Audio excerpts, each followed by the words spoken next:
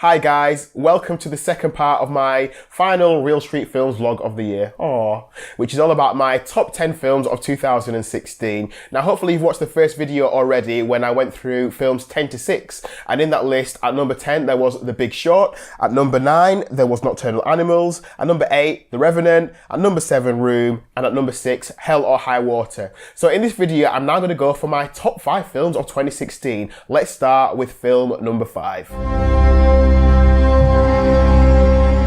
Who's being carted off in the medevac? Not everyone is wired for what you're about to do. So what do they look like? You'll see soon enough.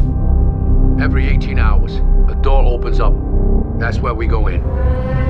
So this is the second film in my list which features Amy Adams. It also features Jeremy Renner. Both of them play scientists and language specialists who are trying to communicate with aliens who have just arrived on Earth. No one knows why they're here, and those are the guys who are sent to figure it all out. Now, without giving away too much, this is one of those films where you go in expecting it to be about one thing and it turns out to be about something completely else. I experienced feelings in this film. This film, I've classed it as this year's Interstellar, which was my favourite film of 2014, and it's also directed by the same director who made Sicario, which was my favourite film of 2015. It is great. You will go in and you will come out feeling something different to when you first went in. That's all I'm going to say. Arrival at number 5. Number 4. Once upon a time, there was a woman. The most beautiful and amazing woman in all the world. No! You just touched her. Watch. No, please, don't do that. They're only children.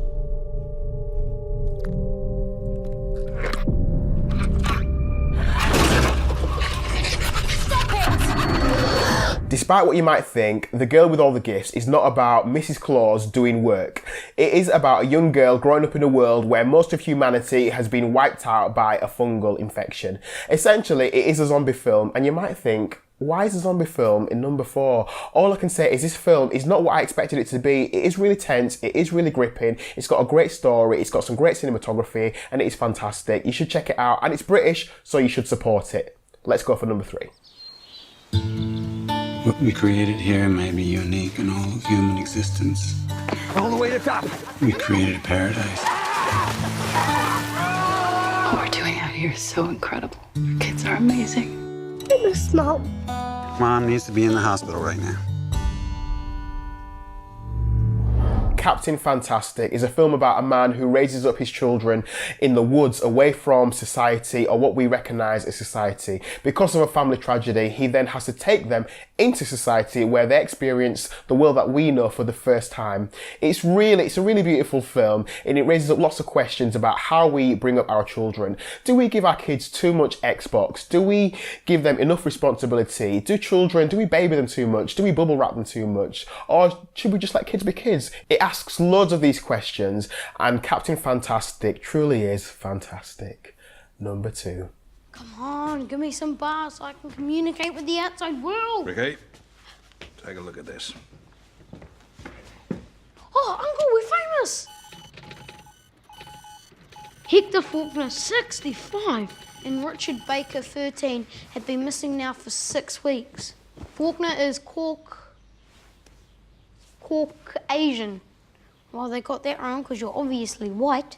The Hunt for the Wilder People came to me in quite an interesting way, in that my mum actually recommended that I should see it. And when your mum says, "Oh, go watch this film," you think, yeah. But I must say, it was amazing, and it is a contender for number 1, so this was quite a close competition. It's the story of a young boy who comes from foster care, and he ends up in the care of an ex-convict, and for reasons which I won't go into, they both have to go on the run from the police, and they end up running through these woods. Great, heartwarming story, funny. It sounds like it should be dark, but it's absolutely fantastic. I really think you should see it if you haven't seen it. Now that brings us to number 1. I was a carpenter. I've never been anywhere near a computer. So you need to run the mouse up the screen. No. Not now. No, not like that.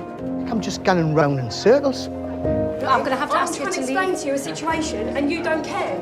I've got about 12 quid in my purse. Do you know what? You've created a scene, all right? Jesus What am I Christ! supposed to do? Who's first in this queue? I am.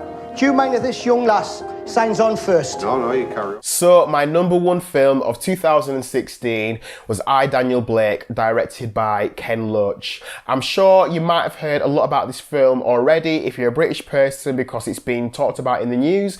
If you haven't, it's the story of people who are reliant on our British welfare system, and it does its best to kind of dispel the stereotypes that people who are on benefits are scroungers or lazybones or don't want to work, and it does this by looking at a couple of case studies of individuals who are reliant on the system. I think this film resonates with me the most, mainly because it's British, because it's quite down to earth, and because I can relate to it. You might have heard about a famous scene involving a food bank, which I must admit is one of the saddest things to watch on screen, and it also looks at some of the lengths that people go to survive in a system where they just struggle to get by day to day. So for that reason, I, Daniel Blake is my favourite film of 2016. So that is my top 5 of the year. At number 5, Arrival. At number 4, The Girl with All the Gifts. At number 3, Captain Fantastic. At 2, Hunt for the Wilder People. And my number 1 film of 2016, I, Daniel Blake. So, those are my favourite films of 2016. What were your favourite films of 2016? Maybe there's something that you think should be on everybody's top 10 list. Maybe there's a film that I've missed out on. Please comment, share, talk to me, let me know what you think. But that is it for vlogs in 2016, because the next vlog will come in 2017, which is just around the corner. So, thank you for watching, and I will see you soon.